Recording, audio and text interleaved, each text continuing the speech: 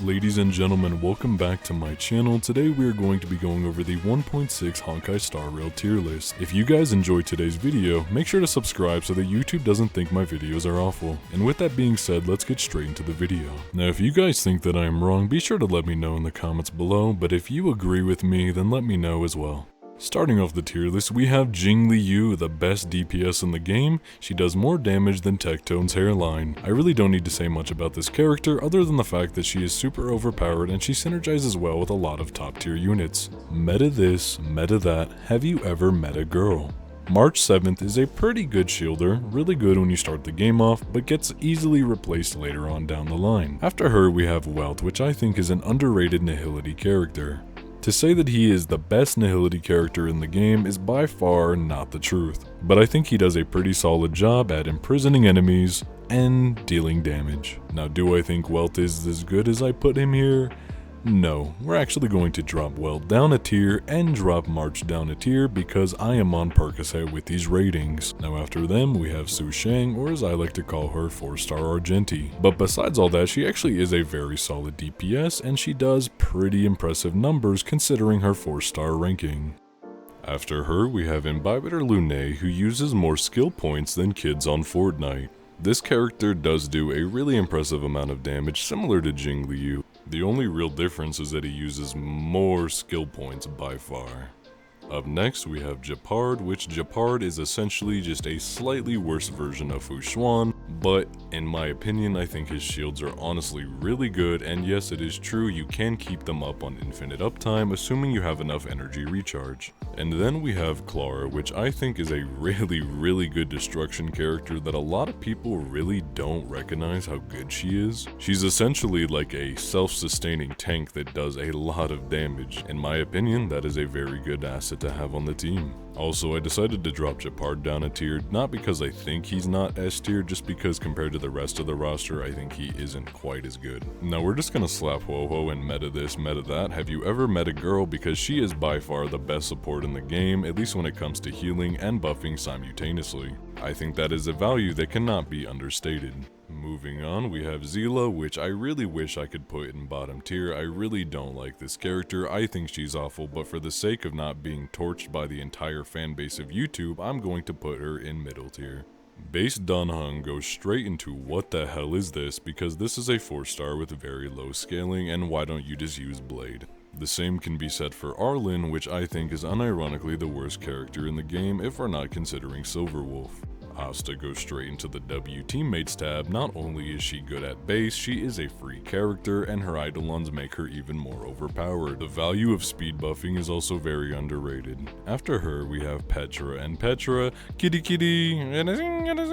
pretty good character, but let's just talk about Serval. Serval is the most mid out of all the Landau siblings, but she isn't the worst DPS in the game, and for that reason alone I won't put her in the very bottom of the barrel. Natasha, on the other hand, she carried us when no one else would. She was there for us at our lowest and she healed us when we had nobody else. So I'm gonna put her up here just to spite Bailu. Fuck Bailu.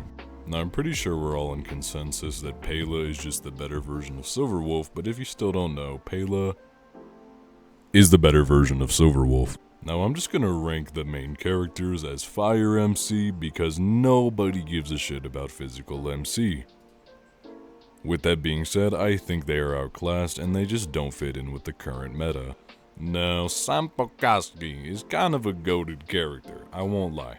Kind of a really good character, if you have Kafka. If you're not using Kafka, this character is bummy and you shouldn't use him.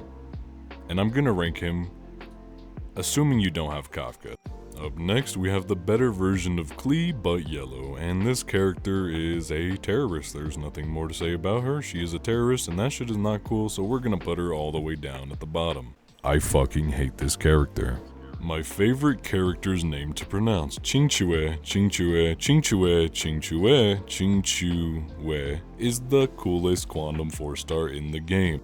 I also just really like gambling. Now Ting Yun, the only dead character in the game, unironically, is really good at making the enemies dead.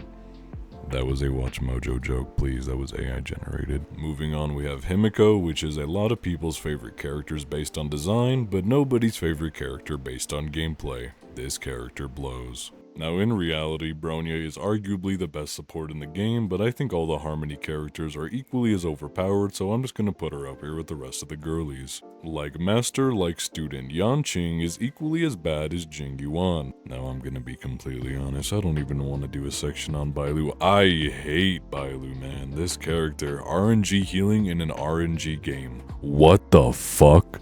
Our general, says the entire fanbase of angry Twitter stans. Jing Yuan is genuinely not that bad considering the new follow-up artifact set. Now I'm just gonna make this the quickest part of the video. Silverwolf, I fucking hate Silverwolf, but she is objectively really good for new characters. What? She is objectively really good for new players, and she provides a lot of value to your account, assuming you don't have anything else.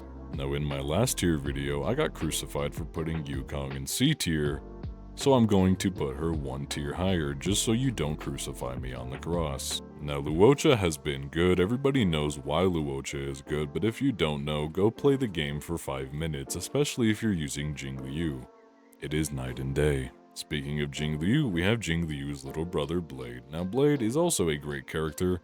I don't really like using him by himself, but in a dual DPS team with Ranmei, I think he is quite good.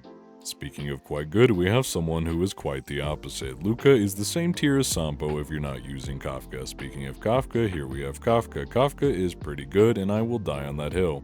And up next we have Lynx, which I think is the best of all the Landau siblings. Lynx provides a full team cleanse with her ultimate, which comes in handy pretty often, and she can solo sustain an MOC. Speaking of solo sustaining, we have Fu Xuan, which is my favorite preservation unit in the game, because why would you ever need a healer if you don't take damage in the first place?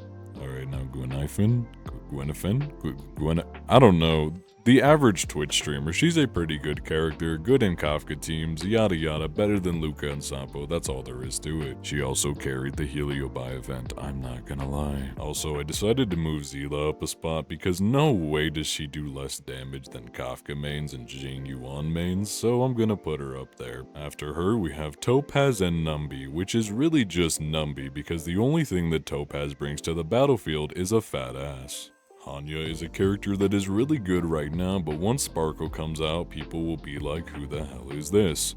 Ladies and gentlemen, Argenti, one of my favorite DPSs and a character that people will soon regret not pulling once Pure Fiction releases in about 2 days. Have fun using Jing Yuan. Now I'll be honest, I have not used Shui Yi that much. I've used her as a support character 1 or 2 times and she seems pretty okay, so I'm just gonna put her in the middle tier for now. Ruan Mei is a very good character that I actually just made a video on. You should go watch it. And last but not least, we have Dr. Ratio, which is going to be the best single target DPS in the entire game. Take my word for it, and he is free, so just for that, he's a W teammate. If you guys enjoyed today's tier list, consider subscribing because I'm trying to hit 100 subscribers so that I can become the next Mr. Beast of Honkai Star Rail.